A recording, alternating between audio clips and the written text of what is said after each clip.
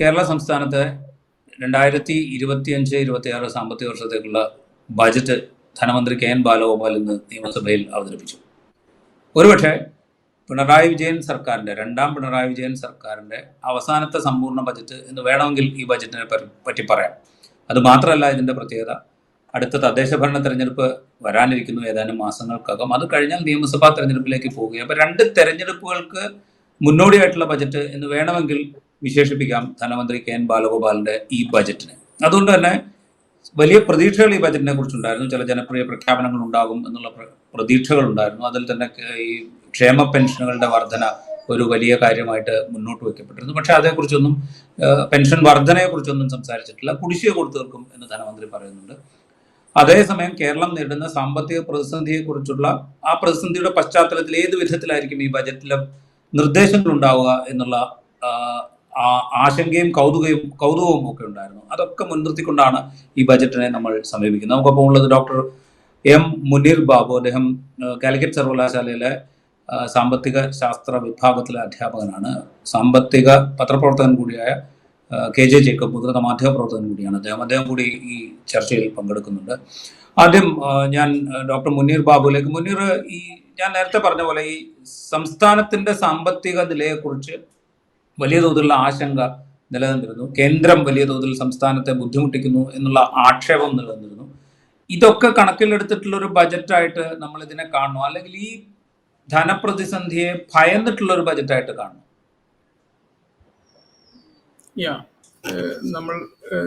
നിങ്ങൾ പറഞ്ഞതിന്റെ ആ പശ്ചാത്തലത്തിൽ തന്നെ നമുക്ക് തുടങ്ങാം. കേരളത്തിന്റെ ഇപ്പോഴത്തെ ധനസ്ഥിതി ഇപ്പോൾ നോക്കുകയാണെങ്കിൽ നമ്മൾ പലപ്പോഴും പറയാറുണ്ട് Kerala is in A crisis. അങ്ങനത്തെ ഒരു സിറ്റുവേഷനിലല്ല. ഇപ്പോൾ റവന്യൂ ഗ്രോത്ത് നിങ്ങൾ നോക്കുകയാണെങ്കിൽ 15.8% growth from 2021 to 2024 if you take that. Even in non-tax revenue, I was talking about revenue growth rate, tax revenue growth rate, but non-tax revenue എടുക്കുകയാണെങ്കിൽ, നികുതിയിതര വരുമാനം എടുക്കുകയാണെങ്കിൽ 17.4%. അപ്പോൾ ഇവിടെ നമ്മൾ കറസ്പോണ്ടിങ് ആയിട്ട് പറയേണ്ട ഒരു കാര്യം, നമ്മൾക്ക് കേന്ദ്ര ധനകാര്യ കമ്മീഷനിൽ നിന്നും ഒരു വളരെ ഡ്രാസ്റ്റിക് ആയിട്ട് ഒരു ഡിക്ലൈൻ ഉണ്ടായിട്ടുണ്ട് അവാർഡിൽ. 10th finance commission to 12th finance കമ്മീഷനിലേക്ക് വരുമ്പോൾ നമ്മുടെ GDPയുടെ 3.88% നിന്ന് അത് 1.92%ലേക്ക് ഡിക്ലൈൻ ചെയ്തിട്ടുണ്ട് നമ്മുടെ ധനകാര്യ കമ്മീഷന്റെ അവാർഡ്. അത് നമ്മുടെ ഒരു കേരളത്തിന്റെ സ്പെഷ്യൽ ഫീച്ചേഴ്സ് ആയിട്ട്, ഒന്ന് ഏജിങ് പോപ്പുലേഷൻ ആണെങ്കിലും ഡെമോഗ്രാഫിക് ട്രാൻസിഷൻ, അതിലൊക്കെ കേരളം പലപ്പോഴും ഒരു സാമൂഹികമായിട്ടുള്ള വളരെയധികം മുന്നേറ്റം നടത്തിയ ഒരു പശ്ചാത്തലത്തിൽ അതിനെ പീനലൈസ് ചെയ്യുന്ന, ഒരു പെനാൽറ്റി ഇമ്പോസ് ചെയ്യുന്ന രൂപത്തിലുള്ള നമ്മുടെ മാനദണ്ഡങ്ങളിലുള്ള പ്രശ്നം കൊണ്ടാണ് ഒരു രാഷ്ട്രീയ പശ്ചാത്തലം അതിനില്ല ഫിനാൻസ് കമ്മീഷന്റെ, ധനകാര്യ കമ്മീഷന്റെ അവാർഡുമായിട്ട് സംബന്ധിച്ച്. പക്ഷെ അതേ സ്ഥിതിയിൽ കേന്ദ്ര ഗവൺമെന്റിന്റെ നയപരമായിട്ടുള്ള കാര്യങ്ങളും അവരുടെ രാഷ്ട്രീയപരമായിട്ടുള്ള ഇതും നമ്മൾ കണ്ടതാണ്. നമ്മുടെ ഒരു വളരെയധികം ആയിട്ടുള്ള ട്രാജിക് ആയിട്ടുള്ള ലാൻഡ് സ്ലൈഡ്, വയനാട് ലാൻഡ് സ്ലൈഡിന് പോലും ഒരു ബജറ്ററി അലോക്കേഷൻ വേണമെന്ന് നിബന്ധന ഇല്ല എങ്കിൽ പോലും അത് അതിന്റെ ഒരു sentiment, we are with Kerala people എന്നുള്ള ഒരു ഇത് കൂടി കാണിക്കാനുള്ള ഒരു വേദി കൂടിയാണ്. അപ്പൊ ആ ഒരു കോണ്ടെക്സ്റ്റില് നമ്മൾ പറയുകയാണെങ്കിൽ ഒരുപാട് ഇപ്പോൾ നമ്മൾ ഒന്നാമത്തെ പിണറായി ഗവൺമെന്റിന്റെ കാലവും രണ്ടാമത്തെ കാലവും നോക്കിയാൽ ഓൺ ആൻ ആവറേജ് നമ്മൾ ഇയർലി സ്പെൻഡിങ് 1.17 lakh crore ആയിരുന്നു 2016 to 2021. പക്ഷെ 2021 to ഇപ്പോൾ എടുക്കുകയാണെങ്കിൽ അത് 1.60 crore, 1,60,60,000 കോടിയായിട്ട് വളർന്നിട്ടുണ്ട്. പക്ഷെ അതേ സ്ഥിതിയിൽ നമ്മൾക്ക് കേന്ദ്ര ഗവൺമെന്റിൽ നിന്ന് ലഭിക്കേണ്ടതും അതുപോലെ തന്നെ FRBM act, fiscal responsibility and budgetary management act 2003യുടെ ഭാഗമായിട്ട് നമ്മളുടെ കടമെടുക്കാനുള്ള പരിധികളും അത് നമ്മളെ ഒരു വലിയൊരു അളവ് വരെ പിന്നോട്ടടിക്കാനുള്ള ഒരു ഇത് വന്നിട്ടുണ്ടെങ്കിൽ പോലും അതിനെയൊക്കെ തരണം ചെയ്തിട്ടുള്ള ഒരു അച്ചീവ്മെന്റ് എന്ന് പറയാം നമുക്ക് ഈ ഒരു ഇതിൽ. അതേ സ്ഥിതിയിൽ തന്നെ നമ്മളിപ്പോൾ റവന്യൂ ഡെഫിസിറ്റ് എടുക്കുകയാണെങ്കിൽ റവന്യൂ ഡെഫിസിറ്റ് 2.25% എന്നുണ്ടായിരുന്നു 2021-22 കാലങ്ങളിൽ. അത് 1.58% കുറക്കാൻ കഴിഞ്ഞു എന്നുള്ളത് വളരെയധികം പ്രശംസനീയമായിട്ടുള്ള ഒരു ഇതാണ്. Despite of all these limitations, അത് നമ്മൾ പരിഗണിക്കണം. അതായത് നമുക്ക് ഒരുപാട് പരിമിതികൾ ഉള്ള ഒരു ഇതിലാണ്. അതേപോലെ ഫിസിക്കൽ ഡെഫിസിറ്റ് എടുക്കുകയാണെങ്കിലും ഈ പബ്ലിക് ഡെപ്റ്റ് ടു GDP റേഷ്യോ 35.92% ഉണ്ടായിരുന്നത് 2021-22 കാലത്ത് 34.2% GSTPയുടെ ഇതുമായിട്ട് ബന്ധപ്പെട്ട് മൊത്തം വരുമാനത്തിന്റെ ഇതുമായിട്ട് ബന്ധപ്പെട്ട് നോക്കുമ്പോൾ 2023-24 കാലങ്ങളിൽ അപ്പോൾ കുറവ് സംഭവിച്ചിട്ടുണ്ട് എന്നുള്ളത് ഒരു വലിയൊരു ഇത് തന്നെയാണ്, നേട്ടം തന്നെയാണ്. സ്റ്റേറ്റ് ഓൺ റവന്യൂ ഞാൻ ചെറിയൊരു കണക്ക് പറഞ്ഞിട്ട് നിർത്താം. സ്റ്റേറ്റ് ഓൺ റവന്യൂ 2021-22 കാലങ്ങളിൽ 47,660 കോടി ആയിരുന്നത് ഇപ്പോൾ 2024-25 കാലത്തിൽ 81,000 കോടി, അതായത് 70% വളർച്ച 4 വർഷം കൊണ്ട് ഏകദേശം ഉണ്ടായിട്ടുണ്ട്. അതേപോലെ non tax revenue, non tax revenue together നമ്മൾ കൂട്ടുകയാണെങ്കിൽ അത് 54,988 കോടി ആയിരുന്നത് 1,03,240 കോടിയായിട്ട് വർദ്ധിപ്പിക്കാൻ കഴിഞ്ഞു എന്നുള്ളത് കേന്ദ്ര ഗവൺമെന്റിന്റെ ഗ്രാൻഡോ അല്ലെങ്കിൽ ടാക്സ് ഡെവല്യൂഷനോ കൂട്ടാതെയുള്ള കണക്കാണ് പറഞ്ഞത്. അതേപോലെ ക്യാപിറ്റൽ സ്പെൻഡിങ്ങിൽ ക്യാപിറ്റൽ എക്സ്പെൻഡിച്ചർ, അതാണ് നമ്മുടെ വികസന പ്രവർത്തനങ്ങൾക്ക് നേരിട്ട് കിട്ടുന്ന ഒരു ഇത്. അപ്പൊ last 3 years it was 41,772 crore. പക്ഷെ ലാസ്റ്റ് ഗവൺമെന്റിന്റെ കാലം 5 വർഷത്തെ എടുക്കുകയാണെങ്കിൽ 47,650 കോടിയായിരുന്നു. ഇത് തന്നെ ഈ 2011-16 കാലം എടുക്കുകയാണെങ്കിൽ 24,505 കോടി മാത്രമായിരുന്നു. അപ്പൊ നമുക്ക് ആ ഒരു ട്രെൻഡ് നമുക്ക് ഇപ്പോൾ കിട്ടും ഇതുകൊണ്ട്. അപ്പൊ ഇത്രയും പരിമിതികൾ ഉണ്ടായിട്ട് പോലും വളരെ പ്രശംസനീയമായിട്ടുള്ള ഒരു ബജറ്റ് തന്നെയാണ്. ഈ പരിമിതികൾക്കുള്ളിൽ നിന്ന് നമുക്ക് ആൾട്ടർനേറ്റീവ് ബജറ്റ് എല്ലാവർക്കും പറയാം, കുറെ പ്രൊപ്പോസൽസ് പറയാം, പക്ഷെ ഇതാണ് ഇതിന്റെ ഒരു യഥാർത്ഥ വർഷം. റൈറ്റ്. ജേക്കബ്, ഇപ്പൊ ഡോക്ടർ മുനീർ ബാബു പറഞ്ഞത് ഇതിന്റെ ഒരു എന്താ ലാർജർ എക്കണോമിക് പെർസ്പെക്റ്റീവിൽ നമുക്ക് അതിനെ അങ്ങനെ വിലയിരുത്താം. കാരണം വെച്ചാൽ ഇത്രയും ക്രൈസിസിന്റെ ഇടയിൽ ഈ റവന്യൂ വരുമാനം വർദ്ധിപ്പിക്കാൻ, ടാക്സ് റവന്യൂ വർദ്ധിപ്പിക്കാൻ കഴിഞ്ഞു, നോൺ ടാക്സ് റവന്യൂ വർദ്ധിപ്പിക്കാൻ കഴിഞ്ഞു, നമ്മളുടെ മൊത്തം ഫിനാൻഷ്യൽ ഇയറിലെ സ്പെൻഡിങ് അതിന്റെ വോള്യൂം വർദ്ധിപ്പിക്കാൻ കഴിഞ്ഞു. ഇതൊക്കെ സംഭവിച്ചിട്ടുണ്ടെങ്കിൽ പോലും നമുക്ക് ഈ ബജറ്റിന് ഒരു ഫോക്കസ് ഉണ്ട് എന്ന് ഒറ്റ നോട്ടത്തിൽ പറയാൻ സാധിക്കുമോ? ഇപ്പൊ കഴിഞ്ഞ ഒരു ഉദാഹരണം പറഞ്ഞു കഴിഞ്ഞാൽ നമ്മൾ നോളജ് എക്കണോമിയെ കുറിച്ച് സംസാരിച്ചു, പുതിയ സാങ്കേതിക വിദ്യാ വികസനത്തെ കുറിച്ച് സംസാരിച്ചു, ഉന്നത വിദ്യാഭ്യാസ മേഖലയെ കുറിച്ച് സംസാരിച്ചു. ഇങ്ങനെ ഏതെങ്കിലും ഒരു ഏരിയയിൽ ഫോക്കസ് ചെയ്യാറുണ്ട് നമ്മുടെ ബജറ്റുകൾ. ഇതിൽ അങ്ങനെ ഒരു ഫോക്കസ് ഉണ്ട് എന്ന് പറയാൻ പറ്റും? ഞാൻ ഈ ബഡ്ജറ്റിനെ കാണുന്നത് വിശദമായിട്ട് പഠിക്കേണ്ടിയിരിക്കുന്നു. പക്ഷെ ഞാൻ ഇതിൻ്റെ മന്ത്രിയുടെ പ്രസംഗത്തിൻ്റെ കുറച്ച് ഭാഗങ്ങളും നമ്മൾ പിന്നെ അതിൻ്റെ അകത്ത് നിന്ന് വാർത്തകളും ഓടിച്ച് നോക്കുമ്പോൾ മനസ്സിലാകുന്നത് കേരളം ഒരു ഷിഫ്റ്റിലേക്ക്, അതായത് നമ്മൾ വലിയ തോതിൽ തൊഴിൽ ഉൽപ്പാദിപ്പിക്കാനുള്ള ഒരു ഷിഫ്റ്റിലേക്ക് പോകേണ്ടതുണ്ട്. അതേസമയം നമ്മൾ ഏറ്റെടുത്തിരിക്കുന്ന ചില വലിയ അടിസ്ഥാനപരമായ സാമൂഹ്യക്ഷേമ പദ്ധതികളുമുണ്ട്.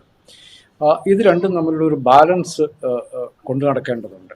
അതേസമയം കേരളം അതിഭീകരമായ കടക്കണിയിലാണ്, കേരളം മുങ്ങിത്താടാൻ വേണ്ടി പോകുന്നു എന്നുള്ള പ്രചരണത്തെ ചെറുക്കുകയും വേണം. ഇത്തരം കാര്യങ്ങളിൽ ബഡ്ജറ്റ് അഡ്രസ്സ് ചെയ്യാൻ ശ്രമിച്ചിട്ടുണ്ടെന്നുള്ളതാണ് എനിക്ക് തോന്നുന്നത്. ഇപ്പം നമ്മൾ പ്രഖ്യാപിച്ച് കേട്ട അടിസ്ഥാന സൗകര്യ വികസന പദ്ധതികൾ, ഈ പദ്ധതികളൊക്കെ തൊഴിൽ ജനറേറ്റ് ചെയ്യാൻ വേണ്ടി പറ്റുന്നതാണ്. വിഴിഞ്ഞം ഒരു ഗോൾഡ് മൈനായിട്ട് ഗവൺമെൻറ്റും നമ്മുടെ സമൂഹവും ഐഡൻറ്റിഫൈ ചെയ്തിട്ടുണ്ട്. അപ്പോൾ അത് കേന്ദ്രീകരിച്ച് കൂടുതൽ അടിസ്ഥാന സൗകര്യങ്ങൾ കൊണ്ടുവരികയാണ്, കൂടുതൽ വ്യവസായങ്ങൾ ആകർഷിക്കാൻ പറ്റും, അത് കൂടുതൽ തൊഴിലുണ്ടാക്കും എന്നുള്ളത് ഏറ്റവും പ്രധാനപ്പെട്ട കാര്യം. എനിക്ക് 2 IT പാർക്കുകൾ പ്രഖ്യാപിച്ചിട്ടുണ്ട്. വ്യവസായ ഇടനാഴിക്ക് 200 കോടി രൂപ മറ്റോ സർക്കാർ ഇപ്പം എക്സ്ട്രാ, എനിക്ക് തോന്നുന്നു 1,200 കോടി രൂപ മറ്റോ സർക്കാർ ഓൾറെഡി ചിലവാക്കിയിട്ടുണ്ട്. ഇനിയാണ് അതിൻ്റെ ഒരു ഫ്രൂഷൻ സ്റ്റേജിലേക്ക് വരിക. അതിനെ റെഡിയാക്കി കൂടുതൽ ഇൻവെസ്റ്റ്മെന്റ് കൊണ്ടുവരത്തക്ക രീതിയിലേക്കുള്ള ഒരു ശ്രമം സർക്കാർ നടത്തുന്നു എന്ന് വേണം മനസ്സിലാക്കാൻ. അപ്പം തൊഴിൽ ഉണ്ടാക്കാനുള്ള, വ്യവസായങ്ങൾ വരാനുള്ള ഒരു ഫോക്കസ് നമ്മുടെ നാട്ടിൽ അവൈലബിൾ ആയിട്ടുള്ള റിസോഴ്സസ് വെച്ചിട്ട് അത് ഉപയോഗപ്പെടുത്തി കൂടുതൽ തൊഴിലുണ്ടാക്കാനുള്ള വലിയ ശ്രമത്തിൻ്റെ ഒരു ലക്ഷണം ഈ ബഡ്ജറ്റിൻ്റെ അകത്ത് ഞാൻ കാണുന്നുണ്ട്. അതേസമയം ഇപ്പോൾ പൊതുവെ പ്രതീക്ഷിക്കപ്പെട്ടിരുന്ന ഒരു കാര്യം, ഇപ്പം ഇടതുപക്ഷ ജനാധിപത്യ സർക്കാരിൻ്റെ പ്രകടന പത്രികയിൽ പറഞ്ഞിരുന്നത് 2,600 രൂപയാക്കും എന്നൊക്കെയായിരുന്നു 5 വർഷം കൊണ്ട് സാമൂഹ്യക്ഷേമ പെൻഷൻ. അതിപ്പോഴും 1,600 രൂപയിൽ തന്നെ നിൽക്കുകയാണ്. അതിലൊരു വർധനവിൻ്റെ ആവശ്യമുണ്ടായിരുന്നു. അത് കൂട്ടുമെന്ന് പറഞ്ഞിട്ടില്ല. അപ്പം അതിനകത്ത് എനിക്ക് തോന്നുന്നത് ധനകാര്യമന്ത്രി പൊതുവെ കൺസർവേറ്റീവ് ഐഡിയ ഉള്ള ഒരാളാണെന്നാണ് പൊതുവേ ഉള്ളൊരു അഭിപ്രായം. എനിക്കും അങ്ങനെ തോന്നിയിട്ടുണ്ട്. അപ്പം അദ്ദേഹം വിചാരിച്ചിട്ടുണ്ടാവുക ഈ 1600 എന്നുള്ളത് സസ്റ്റൈനബിൾ ആക്കി കൊടുത്ത് തീർത്തിട്ട് പിന്നെ അടുത്തതിലേക്ക് പോവുക എന്നുള്ളതായിരിക്കും. അപ്പോൾ ഞാൻ വിചാരിച്ചിരുന്നത് അതിലൊരു ചെറിയ വർധനവെങ്കിലും ഉണ്ടായിരിക്കണം. അപ്പം ഇതിൻ്റെ അകത്തൊരു നമ്മുടെ പ്രായമായ ആളുകൾക്ക് കൊടുക്കാനുള്ളത് നിർബന്ധമായിട്ടും കൊടുത്തുകൊണ്ടിരിക്കുക, ചെറുപ്പക്കാർക്ക് വേണ്ടിയുള്ള നിക്ഷേപം നടത്തിക്കൊണ്ടിരിക്കുക എന്നുള്ള ഒരു ഐഡിയ ആയിരിക്കണം മന്ത്രി അതിനകത്ത് സ്വീകരിച്ചിരിക്കുന്നത്. ഈ ബഡ്ജറ്റ് ഡെഫിസിറ്റ്, ഫിസിക്കൽ ഡെഫിസിറ്റ് 2.9% എന്നുള്ളത് ഇപ്പം RBM കഴിഞ്ഞ പ്രാവശ്യം കുറവായിരുന്നു. കഴിഞ്ഞ ഘട്ടം 3.5 3.4 മറ്റോ കഴിഞ്ഞ പ്രാവശ്യം അത് ആൾ കൊണ്ടുവന്ന് നിർത്തി. കേന്ദ്ര സർക്കാരിന്റെ വിചിത്രമായിട്ടുള്ള ഒരു ഫോർമുലയുണ്ട്. കാരണം കേന്ദ്ര സർക്കാരും 2023-24 3% വരേണ്ടതാണ്. കേന്ദ്ര സർക്കാരിന് ഇപ്പോൾ എനിക്ക് തോന്നുന്നു ഈ ബഡ്ജറ്റിൽ 4.4%, 4.5% എന്നിട്ടാണ് അവരുടെയും ഫിസിക്കൽ ഡെഫിസിറ്റ്. അപ്പോൾ അവർ ഈ 3% ഇതുവരെ വന്നിട്ട്, പക്ഷേ സംസ്ഥാനങ്ങൾക്ക് അതിലേക്ക് വരാതെ അവർ സമ്മതിക്കത്തില്ല. സംസ്ഥാനങ്ങളുടെ കടമെടുപ്പിൻ്റെ ഒക്കെ പുറത്ത് വളരെ കൃത്യമായ നിയന്ത്രണം കേന്ദ്രത്തിനുണ്ട്. കേന്ദ്രത്തിന്റെ കടമെടുപ്പിന്റെ കാര്യത്തിലൊക്കെ നിയന്ത്രണമൊട്ട് ഇല്ലതാണ്. അപ്പം അത്രയധികം കൃത്യമായിട്ട് കഴിഞ്ഞ പ്രാവശ്യവും ആ ലിമിറ്റിന്റെ താഴെ തന്നെയാണ് ശ്രീ ബാലഗോപാൽ കൊണ്ടുപോയി ഫിസിക്കൽ ഡെഫിസിറ്റ് പിടിച്ചു നിർത്തിയത്. ഈ പ്രാവശ്യം അപ്പം ഈ കേരളം അങ്ങ് ഇപ്പം 2.9% കടം എന്നൊക്കെ പറഞ്ഞു കഴിഞ്ഞിട്ടുണ്ടെങ്കിൽ അതൊന്നും ഒരു കടമായിട്ട് കണക്കാക്കേണ്ട കാര്യമില്ലാത്തതല്ല. കാരണം വളരുന്ന എക്കണോമി ഉള്ള ഒരിടത്ത് 2.9% എന്നുള്ളത് ഒരു കണക്കേ അല്ല. അപ്പം പക്ഷെ അതിന്റെ പുറത്തുള്ള ഇമ്പാക്റ്റ് എന്നുള്ളത് കേരളം ഏതോ ഭീകരമായി കടമെടുത്ത് മുടിയാൻ വേണ്ടി പോകുന്നു എന്നുള്ള അസംബന്ധ പ്രചരണം നാട്ടിൽ നടക്കാൻ കുറെ കാലമായി. അപ്പൊ എനിക്ക് തോന്നുന്നത് അത് അഡ്രസ് ചെയ്യാൻ വേണ്ടി കൂടിയായിരിക്കണം ഇത്. ഈ എന്തെങ്കിലും ഒരു കാരണവും ഇല്ലാതെ ആളുകൾക്ക് രാവിലെ തൊട്ട് വൈകുന്നേരം വരെ പഞ്ഞി വെച്ച് ചവച്ച് തിന്നാൻ പറ്റുന്ന ആളുകളുള്ള നാടാണ്. അതുകൊണ്ടായിരിക്കും എനിക്ക് തോന്നുന്നു അദ്ദേഹം അത് അവിടെ പിടിച്ചു നിർത്തിയത്. അപ്പം പക്ഷെ അപ്പോൾ ഇത് ഈ കാര്യങ്ങൾ വലിയ എടുത്തുചാട്ടങ്ങളില്ലാതെ വളരെ സ്റ്റഡി ആയിട്ടുള്ള ഇൻവെസ്റ്റ്മെന്റ് നടത്തി ഫ്യൂച്ചറിലേക്കുള്ള കാര്യങ്ങൾ നടത്താനുള്ള ഒരു ശ്രമം ഇതിൻ്റെ അകത്ത് ഞാൻ കാണുന്നുണ്ട്. നമ്മൾ സ്റ്റേറ്റ് ബഡ്ജറ്റുകളുടെ ഒരു പ്രശ്നം എന്ന് വെച്ചിട്ടുണ്ടെങ്കിൽ അതിൻ്റെ അകത്ത് വലിയ വിപ്ലവങ്ങളൊന്നും കൊണ്ടുവരാനുള്ള ഒരു സ്കോപ്പും ഒരു മന്ത്രിക്കും ഇല്ല. അത് ഇതെങ്ങനെ ഞാനൊരു എത്ര വർഷമായിട്ട് ഒരു 10-30 വർഷമായിട്ട് ബഡ്ജറ്റുകൾ നോക്കുന്ന ആൾ, ബഡ്ജറ്റ് പ്രഖ്യാപനങ്ങൾ എനിക്ക് വലിയ വിശ്വാസമൊന്നും പൊതുവേ ഇല്ല. പിന്നെ ഇതിൻ്റെ അകത്ത് സർക്കാരിൻ്റെ ഒരു ഫോക്കസ് ഏരിയ കിട്ടും എന്നുള്ളത് മാത്രമേ ഉള്ളൂ. അപ്പോൾ അതിനകത്ത് ഞാൻ മനസ്സിലാക്കുന്ന കാര്യങ്ങൾ ധനകാര്യമന്ത്രി അഡ്രസ്സ് ചെയ്തിട്ടുണ്ടാവുക 3 കാര്യങ്ങളാണ്. ഒന്ന്, ഈ കേരളത്തിനെതിരെ നടക്കുന്ന വലിയ പ്രചരണത്തെ അഡ്രസ്സ് ചെയ്യുക. കേരളം അങ്ങനെ ഭീകരമായിട്ട് പിന്നെ മുങ്ങി താഴാൻ വേണ്ടി പോകുന്ന ഒരു നാടല്ല. കടത്തിന്റെ അകത്ത് തന്നെയാണ് നമ്മുടെ കടം ഇപ്പോഴും ഉള്ളത്. ഡോക്ടർ മുനീർ ബാബു ഈ നമ്മുടെ ഒരു മുമ്പോട്ടുള്ള ഒരു ഫിനാൻഷ്യൽ സ്റ്റാറ്റസിനെ കുറിച്ചും അല്ലെങ്കിൽ അവൈലബിൾ റിസോഴ്സ് വെച്ചുകൊണ്ട് നമുക്ക് എത്രത്തോളം മുന്നോട്ട് പോകാൻ കഴിഞ്ഞിട്ടുണ്ട് എന്നുള്ളതിനെ കുറിച്ചും സംസാരിച്ചിരുന്നു. അത് വെച്ചുകൊണ്ട് ഇതിനെ നമ്മൾ പോസിറ്റീവായിട്ട് ബജറ്റ് പ്രപ്പോസലിനെ കാണുന്നു എന്നും പറഞ്ഞു. അത് പറയുമ്പോൾ തന്നെ ഞാൻ ചോദിക്കുന്നത്, നമ്മളുടെ മുമ്പിൽ കുറെ ഫാക്ട്സ് ആൻഡ് ഫിഗേഴ്സ് നമ്മുടെ മുമ്പിലുണ്ട്. പക്ഷേ പെൻഷൻ 3 മാസത്തെ കുടിശ്ശിക നമ്മുടെ മുമ്പിലുണ്ട്. സർക്കാർ ജീവനക്കാർക്ക് കൊടുക്കേണ്ട ആനുകൂല്യങ്ങൾ കുടിശ്ശികയായിട്ട് നമ്മുടെ മുമ്പിലുണ്ട്. അപ്പൊ അങ്ങനെ കുറെ കുടിശ്ശികകളുടെ ഒരു കണക്ക് നമ്മുടെ മുമ്പിലുണ്ട്. നമ്മൾ നിരന്തരം നേരിട്ടുകൊണ്ടിരിക്കുന്ന സാമ്പത്തിക ക്രൈസിസിനെ കുറിച്ചും പറഞ്ഞുകൊണ്ടിരിക്കുന്നുണ്ട്. അത് കണക്കിലെടുക്കുമ്പോൾ ഈ ബജറ്റ് പ്രപ്പോസലിനെ എങ്ങനെ നമ്മൾ വായിക്കണം? ഗവൺമെന്റിന്റെ മുമ്പിലുള്ള ഒരു പരിമിതി എന്ന് പറയുന്നത് അത് തന്നെ ഫൈനാൻഷ്യൽ റിസോഴ്സസിന്റെ പരിമിതിയാണ്. ഇപ്പോൾ ബജറ്റിലുള്ള ഒരു പ്രപ്പോസല് 3 മാസത്തെ കുടിശ്ശിക കൊടുക്കുമെന്നുള്ളതാണ് ക്ഷേമ പെൻഷനുമായിട്ട് വന്നത്. അതിലുള്ള ഗവൺമെന്റിന്റെ പ്രകടന പത്രിക നോക്കുകയാണെങ്കിൽ ഒരു വർധനവ് വേണ്ടി വന്നതായിരുന്നു ഈ സമയമാകുമ്പോഴേക്കും. പക്ഷെ അതിനൊരു ഏകദേശം ഒരു 2500 കോടിയിൽ അധികം ഗവൺമെന്റ് അലോക്കേറ്റ് ചെയ്യേണ്ട ഒരു കമ്മിറ്റ്മെന്റ് വരും. അപ്പൊ അത് ഗവൺമെന്റ് പ്രയോറിറ്റൈസ് ചെയ്യുന്നതിൽ അതുപോലെ തന്നെ ഗവൺമെന്റ് സർവീസിലുള്ള ഉദ്യോഗസ്ഥരുടെ DA അരിയർ ഉണ്ട്. അതേപോലെ ശമ്പള പരിഷ്കരണവുമായിട്ട് ബന്ധപ്പെട്ടുള്ള അരിയർ ഉണ്ട്, കുടിശ്ശിക. അപ്പൊ അതൊക്കെ ഘട്ടം ഘട്ടമായിട്ട് കൊടുക്കാവുന്ന ആ കമ്മിറ്റ്മെന്റ് മേ ബി ഒരു 1.5 years ആ ടൈം കൊണ്ട് തീർക്കാം എന്നുള്ള ഇതായിരിക്കും ഗവൺമെന്റിന്റെ മുമ്പിലുള്ള ഒരു മാർഗം എന്ന് പറയുന്നത്. അതിന്റെ ഒരു ഇനിഷ്യേറ്റീവ് ആണ്, ഫസ്റ്റ് അറ്റംപ്റ്റ് ആണ് ഇപ്പൊ നടത്തിയിട്ടുള്ളത്. കാരണം ഇത് നമ്മൾക്ക് പലപ്പോഴും ഇപ്പോൾ ഞാൻ പറഞ്ഞുതരാം, നമ്മളിപ്പോൾ വേറൊരു കമ്മിറ്റ്മെന്റ് ആണ് വയനാട് ലാൻഡ് സ്ലൈഡുമായിട്ട് 750 കോടിയുടെ ഒരു അലോക്കേഷൻ ഈ ബജറ്റിൽ തന്നെ പ്രഖ്യാപിക്കേണ്ടി വന്നു. അതെല്ലാം ഒരു അൺഎക്സ്പെക്റ്റഡ് എക്സ്പെൻഡിച്ചർ വരികയാണ്. അതുപോലെ തന്നെ നമ്മൾ പ്രതീക്ഷിക്കുന്ന പലതും, ഇപ്പോൾ ഉദാഹരണത്തിന് നമ്മൾക്ക് അറിയാം, നമ്മൾ പല പ്രപ്പോസലുകളും നോക്കിയാൽ ഇപ്പോൾ തന്നെ ഞാൻ ചെറിയൊരു ക്ഷേമ പെൻഷനുമായിട്ട് ബന്ധപ്പെട്ട് പറയുകയാണെങ്കിൽ 4 വർഷം കൊണ്ട് വളരെയധികം വളർച്ച സംഭവിച്ചിട്ടുണ്ട് ക്ഷേമ പെൻഷൻ കൊടുക്കുന്നതിൽ. ഉദാഹരണത്തിന് 33,000 കോടിയിലധികമാണ് 4 വർഷത്തെ ക്ഷേമ പെൻഷൻ. അതേ സ്ഥിതിയിൽ അതിന് മുമ്പുള്ള 5 വർഷത്തെ ക്ഷേമ പെൻഷൻ എന്ന് പറഞ്ഞാൽ 35,000 കോടിയായിരുന്നു ആകെ 5 വർഷം കൊണ്ട്. അപ്പൊ ഈ 4 വർഷം കൊണ്ട് തന്നെ ആൾറെഡി 33,000 കോടിയിലധികം കൊടുക്കേണ്ടി വന്നു. ഇത് തന്നെ 2011-16 കാലയളവാണെങ്കിൽ 10,700 കോടി രൂപ. അപ്പൊ നോക്കൂ ആ വളർച്ച എത്രത്തോളമാണ്. അതിനനുസരിച്ച് എക്കോണമി വളരുകയും നമ്മുടെ taxing revenue, especially state own revenue വർദ്ധിക്കുകയാണെങ്കിൽ ബജറ്റ്, ഞാൻ വിദ്യാർത്ഥികളോട് എപ്പോഴും പറയുന്നതാണ്, it's overall how funds come and how funds go. ആ ഒരു ഇതാണ് ഫൈനാൻഷ്യൽ സ്റ്റേറ്റ്മെന്റ് ആണ് സത്യത്തിൽ. അതിന് എത്രത്തോളം വെൽഫെയർ ഇംപ്ലിക്കേഷൻ ഉണ്ടാക്കാൻ കഴിയും എന്നുള്ളതാണ് നമ്മൾ നോക്കേണ്ടത്. അപ്പൊ ഡോക്ടർ മുനിർബാബു, ഞാൻ ചോദിക്കുന്ന ഒറ്റ കാര്യം, ഇന്നിപ്പം പ്രതിപക്ഷം ഈ ബജറ്റ് വന്നതിന്റെ തൊട്ടു പുറകെ പറയുന്നത് കേരളത്തിന്റെ സാമ്പത്തിക സ്ഥിതിയെ കൃത്യമായി പ്രതിഫലിപ്പിക്കാത്ത ഒരു ബജറ്റാണ് എന്ന് പ്രതിപക്ഷം പറയുന്നുണ്ട്. അതിൻ്റെ ഒരു അടിസ്ഥാനം എന്ന് പറയുന്നത് ഇവിടെ കുടിശ്ശികയായിട്ട് ഒരുപാട് കാര്യങ്ങൾ നിൽക്കുന്നു. ഇപ്പോൾ ആരോഗ്യ വകുപ്പ് എടുത്തു കഴിഞ്ഞാൽ അവിടെ കുടിശ്ശികയുണ്ട്, അല്ലെങ്കിൽ ഇപ്പോൾ സിവിൽ സപ്ലൈസ് എടുത്തു കഴിഞ്ഞാൽ അവിടെ കുടിശ്ശികയുണ്ട്, ക്ഷേമ പെൻഷനിൽ കുടിശ്ശികയുണ്ട്, സർക്കാർ ജീവനക്കാരുടെ ആനുകൂല്യങ്ങൾ കുടിശ്ശികയുണ്ട്. അപ്പോൾ പല വിധത്തിലുള്ള കണക്കുകൾ അവിടെ പെൻഡിംഗ് ആയി നിൽക്കുമ്പോഴാണ് നമ്മൾ അതിനെ ഒന്നും കണക്കിലെടുക്കാത്ത വിധത്തിൽ കാര്യങ്ങൾ അവതരിപ്പിക്കുന്നു എന്നുള്ള വിമർശനം പ്രതിപക്ഷം ഉന്നയിക്കുന്നത്. അതിലാണ് ഞാൻ ചോദിക്കുന്നത്, അത് കണക്കിലെടുക്കുമ്പോൾ എത്രത്തോളം റിയലിസ്റ്റിക് ആണ് ഈ ബജറ്റ് എന്നുള്ളതാണ് എൻ്റെ ചോദ്യം. ആ ഒരു ബേസിൽ തന്നെ ഞാൻ പറഞ്ഞത്, നമ്മൾ ആ രാഷ്ട്രീയപരമായിട്ടുള്ള വിമർശനത്തിലേക്ക് ഞാൻ കടക്കുന്നില്ല. പിന്നെ പക്ഷെ അതിന്റെ സാമ്പത്തിക വശം നോക്കുകയാണെങ്കിൽ എല്ലാ ഗവൺമെന്റിന്റെ കാലങ്ങളിലും കുടിശ്ശിക ഉണ്ടായി. നിങ്ങൾക്ക് ചരിത്രം പരിശോധിച്ചാൽ ആ ഒരു ചരിത്രത്തിന്റെ ഇതിലേക്കാണ് ഞാൻ ഇപ്പൊ ഈവൻ 2014 കഴിഞ്ഞ് 16 വരുമ്പോൾ കുടിശ്ശിക ഉണ്ടായിരുന്നു. ഈവൻ ക്ഷേമ പെൻഷൻ എത്രയായിരുന്നു നിങ്ങൾക്കറിയാം, അതിന്റെ വളർച്ച വരുന്നത്. അപ്പൊ ഗവൺമെന്റ് ഒരു അഡീഷണൽ ആയിട്ടുള്ള ഒരു കമ്മിറ്റ്മെന്റ് എടുക്കുകയാണ്, ഫൈനാൻഷ്യൽ കമ്മിറ്റ്മെന്റ് എടുക്കുകയാണ്. അത് എത്രത്തോളം ഗവൺമെന്റിന് പ്രാപ്തിയുണ്ട് എന്നുള്ളതാണ് ഈ ഒരു പരിമിതിക്ക് നിന്നുകൊണ്ടുള്ള ഒരു ഇത്. ഇപ്പോൾ നിങ്ങളൊരു വെൽഫെയർ പെർസ്പെക്റ്റീവിൽ എടുക്കുകയാണെങ്കിൽ പോലും നമ്മുടെ ഒരു ഭവന പ്രൊജക്ടുകൾ, ലൈഫ് പ്രൊജക്ട് അല്ലെ, അപ്പോൾ ഇത് ഒരുപാട് അലോക്കേഷൻ, ഒരുപാട് വലിയൊരു എമൗണ്ട് തന്നെ അലോക്കേഷൻ വരുന്ന, അതുപോലെ തന്നെ ഇപ്പോൾ കേന്ദ്ര ഗവൺമെന്റ് തന്നെ പല ന്യൂനപക്ഷ സ്കോളർഷിപ്പുകൾ കട്ട് ചെയ്യുന്ന ഒരു അവസ്ഥ വന്നു. ഈവൻ PhD സ്റ്റുഡൻസിനുള്ള സ്കോളർഷിപ്പ് പോലും കട്ട് ചെയ്യുന്ന ഒരു അവസ്ഥ വന്നു. അതിലൊക്കെ ചെറിയൊരു അലോക്കേഷൻ ആണെങ്കിലും ഞാൻ അതൊരു പോസിറ്റീവായിട്ട് എടുക്കുന്നു. ഒരു 20 കോടി ഗവേഷണ വിദ്യാർത്ഥികൾക്കുള്ള അലോക്കേഷൻ കൊടുത്തു.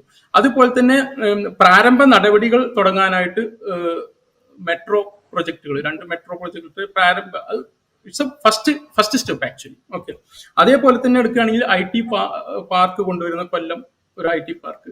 ഇങ്ങനെ അതേപോലെ പരാമർശിക്കാൻ വിട്ടുപോയതാണ് സ്റ്റാർട്ടപ്സുകൾക്കുള്ള ഇൻസെന്റീവ്സ്. പുതിയ സ്റ്റാർട്ടപ്സുകൾക്കും അവർ തന്നെ തൊഴിൽ സൃഷ്ടിക്കുകയാണെങ്കിൽ അവർക്ക് 5% പലിശ നിരക്കിലുള്ള വായ്പകളും. അപ്പൊ 5% പലിശ നിരക്ക് എന്ന് പറഞ്ഞാൽ government is subsidising that interest rate. Okay, അപ്പൊ അത് ഒക്കെ ഒരു പെർഫോമൻസ് ബേസ്ഡ് ആയിട്ടുള്ള, അപ്പോ ഇത് യാഥാർത്ഥ്യങ്ങൾക്ക് നിരക്കുന്ന ബജറ്റാണെന്ന് ഒറ്റ വാക്കിൽ പറയാനാണ്. KG ജേക്കബ്, ഇത് ഒരു ഇലക്ഷൻ ഇയറിലേക്കാണ് ഗവൺമെന്റ് കടക്കുന്നത്. ഗവൺമെന്റിന്റെ മുമ്പിൽ അതുണ്ട്. വലിയ തോതിലുള്ള വിമർശനങ്ങൾ ഈ പറയുന്ന പല കുടിശ്ശികളുടെയും പേരിൽ ഗവൺമെന്റ് കേട്ടുകൊണ്ടിരിക്കുന്നുണ്ട്. ഒരു ഇലക്ഷൻ ഇയർ ബജറ്റ് എന്നുള്ള നിലയിൽ ഇതിനെ കാണാൻ പറ്റുമോ? ഞാൻ ചോദിക്കുന്നത്, നമുക്ക് തൊട്ട് മുമ്പ് കേന്ദ്ര സർക്കാരിന്റെ ഒരു ബജറ്റ് അവിടെ നിൽക്കുന്നുണ്ട്. ആദായ നികുതി പരിധി 12 ലക്ഷമാക്കി എന്ന പ്രഖ്യാപനമുള്ള ഒരു ബജറ്റ്, അതിന്റെ ഒരു ഹൈപ്പ് അവിടെ നിൽക്കുന്നുണ്ട്. അതുകൂടെ കണക്കിലെടുത്തുകൊണ്ടാണ് ഞാൻ ചോദിക്കുന്നത്, ഇതൊരു ഇലക്ഷൻ ഇയർ ബജറ്റായിട്ട് കാണാൻ പറ്റുമോ? ഇപ്പോഴത്തെ ധനകാര്യമന്ത്രിയുടെ ഒരു സ്വഭാവം അനുസരിച്ച് അടുത്ത വർഷവും ഒരു ഇലക്ഷൻ ബഡ്ജറ്റ് നിങ്ങൾ പ്രതീക്ഷിക്കണം. അദ്ദേഹം എപ്പോഴും ഒരേ തരത്തിലുള്ള ഒരു ബഡ്ജറ്റ് അവതരിപ്പിക്കാനുള്ള സാധ്യതയുള്ളൂ. അദ്ദേഹം യാഥാർത്ഥ്യ ബോധത്തിലും കിട്ടാവുന്ന പൈസയും കയ്യിലുള്ള പൈസയും വെച്ചിട്ടുള്ള കളിയെ അദ്ദേഹം കളിക്കുകയുള്ളൂ. അതിൻ്റെ അപ്പുറത്തേക്കുള്ള ഇപ്പം നമുക്ക് ഡോക്ടർ ഐസക്കിനെ കണ്ട് ശീലമുള്ളത് കൊണ്ടാണ്. കാരണം ഐസക്ക് വേറൊരു ഗെയിം കളിക്കുന്ന ആളാണ്. കാരണം ഐസക്കിൻ്റെ ഗെയിം എന്ന് പറഞ്ഞാൽ ലാർജർ പിക്ചറാണ്. അത് കുറച്ചുകൂടെ ഇമാജിനേഷൻ കൂടി കലർത്തിയിട്ടുള്ള ഒരു സൊസൈറ്റി അങ്ങനെ മുമ്പോട്ട് പോകണം എന്നുള്ള ആഗ്രഹം, നമ്മുടെ ഭരണഘടനയൊക്കെ പോലെ കുറച്ച് ആഗ്രഹം കൂടെ കലർത്തിയാണ് ഡോക്ടർ ഐസക്ക് ബഡ്ജറ്റ് അവതരിപ്പിക്കുക. പോയാൽ നല്ലത്, ഇല്ലെങ്കിൽ ഇല്ല എന്നുള്ളത്. ശ്രീ ബാലഗോപാലിൻ്റെ അടുത്ത് അങ്ങനെ ഒരു സാധ്യത പ്രതീക്ഷിക്കേണ്ടതില്ല. അതുകൊണ്ട് തന്നെയാണ് അദ്ദേഹം ഈ കുടിശ്ശിക കൊടുത്തു തീർക്കുക, അതായത് ഇപ്പോൾ പ്രഖ്യാപിച്ച 1600 കൊടുക്കുക. എനിക്ക് തോന്നുന്നു അടുത്ത ബഡ്ജറ്റിൽ ചിലപ്പോൾ 2000 വല്ലതും ആക്കാനുള്ള ഒരു സാധ്യത ഉണ്ടാവും. ഇതിൻ്റെ അകത്ത് സർക്കാർ ഇപ്പോൾ തന്നെ നമ്മൾ ആലോചിക്കേണ്ട ഒരു കാര്യം, എന്ത് ഭീകരമായിട്ടുള്ള സാമ്പത്തിക ഡിസ്ക്രിമിനേഷനാണ് കേന്ദ്ര സർക്കാർ കേരളത്തോട് കാണിക്കുന്നത്. അതിൻ്റെ അകത്ത് നിന്നാണ് നമ്മൾ ഈ ഗുസ്തികളൊക്കെ കാണിക്കാൻ വേണ്ടിയിട്ട്. ഇപ്പോൾ ഡോക്ടർ മുനീർ ബാബു തന്നെ നേരത്തെ പറഞ്ഞതുപോലെ, നമ്മളെല്ലാവരും ഡിസ്കസ് ചെയ്യുന്ന പോലെ 3.9% കേന്ദ്രത്തിൻ്റെ ഡിവൈസീവ് പൂളിൽ നിന്ന് സംസ്ഥാനത്ത് കിട്ടിക്കൊണ്ടിരുന്നത് 1.9 ആവുക. ഞാനിപ്പോൾ ഇന്ന് രാവിലെ എടുത്ത് നോക്കുമ്പോൾ കേന്ദ്ര സർക്കാരിൽ നിന്ന് കഴിഞ്ഞ വർഷം കിട്ടി 27,000 കോടി രൂപ എന്നുള്ളത് കഴിഞ്ഞ വർഷമായിട്ട് 12,000 കോടി രൂപയാകുക എന്ന് വെച്ചിട്ടുണ്ടെങ്കിൽ ഏകദേശം 60% കുറയുക. ഒരു വർഷം കൊണ്ടുള്ള കുറവാണ്. കേരളം പോലും ചെറിയ സംസ്ഥാനത്തിനുണ്ടാകുന്നതാണ്. ഇതിൻ്റെ ഇപ്പോൾ ഈ പറഞ്ഞ പ്രശ്നങ്ങളൊക്കെ ഉണ്ട്. അതായത് മെഡിക്കൽ സർവീസസ് കോർപ്പറേഷന് ധാരാളം പൈസ പെൻഡിങ് കൊടുക്കാനുണ്ട്. സിവിൽ സപ്ലൈസ് കോർപ്പറേഷന് പൈസ പെൻഡിങ് കൊടുക്കാനുണ്ട്. മറ്റേ മെഡിക്കൽ ഇൻഷുറൻസിൻ്റെ പൈസ ധാരാളം. സത്യത്തിൽ പണ ചുരുക്കം ഏറ്റവും കൂടുതൽ ഇമ്പാക്ട് ചെയ്ത വകുപ്പുകളിൽ ഒന്നും ആരോഗ്യ വകുപ്പ്. അതിൽ സർക്കാർ കുറച്ചുകൂടെ പണം കണ്ടെത്തേണ്ടതുണ്ട്, കൊടുക്കേണ്ടതുണ്ട് അഭിപ്രായം എനിക്കുണ്ട്. അത് ഒഴികെ ഇപ്പം ആരോഗ്യ വകുപ്പിൽ എനിക്ക് തോന്നുന്നു ഉച്ചക്കഞ്ഞിക്കുള്ള പണം എനിക്ക് തോന്നുന്നത് ധാരാളം പെൻഡിങ് ഉണ്ടെന്ന് മാത്രമല്ല, പല സ്കൂളുകളിലും പല അധ്യാപകരും അവരുടെ കയ്യിൽ നിന്ന് പണമിട്ടും പോക്കറ്റ് കടം വാങ്ങിയിട്ടൊക്കെയാണ് ഇത് മുമ്പോട്ട് കൊണ്ടുപോകുന്നത്. അതൊന്നും ഒരു സുഖകരമായ കാര്യമല്ല. അതൊക്കെ സർക്കാർ അഡ്രസ് ചെയ്യേണ്ട കാര്യങ്ങളാണ്. അപ്പം നമ്മളപ്പോൾ അതിൽ എന്തുകൊണ്ടത് മുമ്പോട്ട് കൊണ്ടുപോകാൻ, അപ്പോൾ അങ്ങനെ വന്നു കഴിയുമ്പോൾ ധനകാര്യമന്ത്രിയുടെ മുമ്പിലുള്ള ചോദ്യം എന്നുള്ളത്, ഇത് ഈ എല്ലാ കുടിശ്ശികകളും കൊടുത്ത് തീർത്തിട്ട് ഇപ്പം ആ വയറുകളൊക്കെ നിറഞ്ഞിട്ട് ഇനി ചെറുപ്പക്കാരുടെ കാര്യം നോക്കിയാൽ മതിയെന്ന് നോക്കുമ്പോൾ അദ്ദേഹം കുറച്ചുകൂടി ഫ്യൂച്ചറിസ്റ്റിക് ആയിട്ട് കാണുന്നില്ല. ഇപ്പോൾ എങ്ങനെയെങ്കിലും ഈ കാര്യങ്ങളൊക്കെ നടന്നു പോകുന്നുണ്ടല്ലോ, അതൊക്കെ അങ്ങനെയൊക്കെ തന്നെ നടന്നു പോകട്ടെ. പക്ഷെ തൊഴിൽ ഉൽപ്പാദിപ്പിക്കാനുള്ള ഇൻവെസ്റ്റ്മെന്റ് സർക്കാർ തന്നെ നടത്തേണ്ടതുണ്ട്. അത് വേറെ ആരും നടത്തില്ല. അതുകൊണ്ട് ആ ഇൻവെസ്റ്റ്മെന്റ് നടത്താം എന്ന് സർക്കാർ തീരുമാനിച്ചു എന്നുള്ളതാണ് ഞാൻ ഇതിൻ്റെ അകത്തു നിന്നും മനസ്സിലാക്കിയെടുക്കുന്നത്. അതല്ല എങ്കിൽ സർക്കാരിന് ഈ പറയപ്പെടുന്ന പല പ്രോജക്റ്റുകൾ ഒഴിവാക്കിയാൽ ആരും അറിയാൻ വേണ്ടി പോകുന്നില്ല. ലൈഫ് മിഷന് വേണ്ടി 1,100 കോടി രൂപ മറ്റാണ് മാറ്റി വെച്ചിരിക്കുന്നത്. കേരളം പോലെ ഒരു സംസ്ഥാനത്തിൽ ദാറ്റ്സ് എ ഹ്യൂജ് എമൗണ്ട്. 1,00,000 വീടുകൾ അതോടുകൂടി തീർക്കാൻ പറ്റുമെന്നുള്ളതാണ്. അപ്പം എനിക്ക് തോന്നുന്നപ്പോഴത്തേക്ക് സർക്കാർ ഏകദേശം 6,00,000 വീടുകളോളം ആയി. ഈ സർക്കാർ അധികാരമേറ്റതിന് ശേഷം 6,00,000 വീടുകളോളം ഏകദേശം പണി തീർത്തിട്ടുണ്ടാവും. എനിക്ക് തോന്നുന്നു ലോകത്തിലെ ഏതെങ്കിലും ഒരു സർക്കാർ അമ്മാതിരിയുള്ള വീടുകൾ പണിതിട്ടുണ്ടാവും എന്ന് നമുക്ക് സംശയമുണ്ട്. അപ്പം ഉള്ളത് കൺസോളിഡേറ്റ് ചെയ്യുക, പിന്നെ ഫ്യൂച്ചറിലേക്ക് കുറച്ച് ഇൻവെസ്റ്റ്മെന്റ് എന്നുള്ളൊരു ധാരണയാണ് അദ്ദേഹം കൊണ്ടുവന്നത്. അതുകൊണ്ട് ഇലക്ഷൻ നിങ്ങൾ രാഷ്ട്രീയം വോട്ട് ചെയ്യുക. അത് സർക്കാർ എന്തെങ്കിലും പൈസ വന്നിട്ട് പ്രത്യേകിച്ച് നിങ്ങൾ വോട്ട് ചെയ്യേണ്ടതില്ല എന്നുള്ളത് തന്നെയാണ്. ഇപ്പം നരേന്ദ്രമോദിക്കോ കേന്ദ്ര സർക്കാരിന് പല ആനുകൂല്യങ്ങളുണ്ട്. അവർക്ക് ഇപ്പം കഴിഞ്ഞ വർഷം 2019 ഇലക്ഷൻ സമയത്താണ്, ഇലക്ഷൻ തൊട്ട് മുമ്പാണ് PM കർഷക നിധി എന്ന് പറഞ്ഞിട്ട് കർഷകർക്ക് നേരിട്ട് പൈസ കൊടുക്കുന്ന പോലത്തെ പരിപാടി. അങ്ങനത്തെ ഒരു കാര്യം എനിക്ക് ബാലഗോപാലും മന്ത്രിസ്ഥാനത്ത് മാറിയാൽ അതല്ലാതെ വേറൊരാളത് ചെയ്യുമെന്നുള്ളത് തോന്നുന്നത് എനിക്ക്. ജേക്കബ് അവിടെ ഞാനൊരു കാര്യം ചോദിച്ചു. ധനമന്ത്രി വളരെ എന്താ പറയുക കൺസർവേറ്റീവ് ആണ്. കിട്ടുന്ന പൈസക്ക് അനുസരിച്ച് ചെലവിട്ട് പോകണം എന്ന് വിചാരിക്കുന്ന ആളാണ്. കുടിശ്ശിക കൊടുത്തതിന് ശേഷം വർദ്ധിപ്പിച്ചാൽ മതി എന്ന് ചിന്തിക്കുന്ന ആളാണ്. അതൊക്കെ ശരിയായിരിക്കെ തന്നെ ഈ നേരത്തെ നമ്മൾ സംസാരിച്ച ഫിസ്ക്കൽ ഡെഫിസിറ്റിന്റെ കാര്യം പറഞ്ഞു. 3% വരെ ഫിസ്ക്കൽ ഡെഫിസിറ്റ് ആവാം എന്ന് പറഞ്ഞത് അത് 2.97 നിർത്തണം എന്ന വാശി കാണിക്കുന്ന ഒരു തരത്തിലും എന്താ പറയാ ഒരു സ്റ്റെപ്പ് പോലും കവച്ചു വെക്കില്ല എന്നുള്ള മട്ടിലുള്ളൊരു ഈ കൺസർവേറ്റീവ് ഫാനറ്റിസിസം ഉണ്ടോ? അത് കൺസർവേറ്റീവിന്റെ പ്രശ്നമല്ല. അതിൻ്റെ അകത്ത് വേറൊരു കാര്യമുണ്ട്. അത് ഇപ്പോൾ ഞാൻ പറയാം, ഡോക്ടർ ഐസക്കിനാണെങ്കിൽ ഇവിടെ കിടന്ന് ഡോക്ടർ ഐസക്കിന്റെ സാമ്പത്തിക ആശയങ്ങളെ കുറിച്ച് എന്തുമാത്രം ആളുകൾ ചീത്ത വിളിക്കുന്നു. അദ്ദേഹം അതിനകത്ത് കടുകിട മാറിയിട്ടില്ല. ബാലഗോപാലിന് അതിന് വാക്കുകൾ കൊണ്ട് ഡിഫെൻഡ് ചെയ്യാൻ പറ്റുന്ന ഒരാളല്ല. അപ്പം അദ്ദേഹത്തെ സംബന്ധിച്ചിടത്തോളം അത് പെർഫോമൻസിൽ തന്നെ കാണിച്ചേ പറ്റും. കേരളം എന്ത് ധാരണ ഇപ്പം നമ്മളിപ്പം എല്ലാവരും സമ്മതിക്കും, തോന്നും പോലെ കേരളത്തിൽ കടമെടുക്കാൻ പറ്റില്ല. കടമെടുക്കാൻ എത്ര പറ്റും എന്നുള്ള കാര്യത്തിൽ നിയമപരമായ നിബന്ധന കേന്ദ്ര സർക്കാർ അതിൽ മുറുകെ പിടിക്കുന്നു. അതിൽ ബഡ്ജറ്റ് ബഡ്ജറ്റിന് പുറത്ത് കടമെടുക്കുന്നത് എല്ലാം കൂടെ കൂടിയിട്ട് 3% താഴെ, സോവറിൻ ഗ്യാരണ്ടിയുള്ള മുഴുവൻ കടങ്ങളും 3% താഴെ നീക്കണം എന്നുള്ള നിയമമാണല്ലോ. ആ നിയമത്തിൻ്റെ അകത്ത് നിന്നല്ലേ നമുക്ക് പ്രവർത്തിക്കാൻ വേണ്ടി പറ്റുള്ളൂ.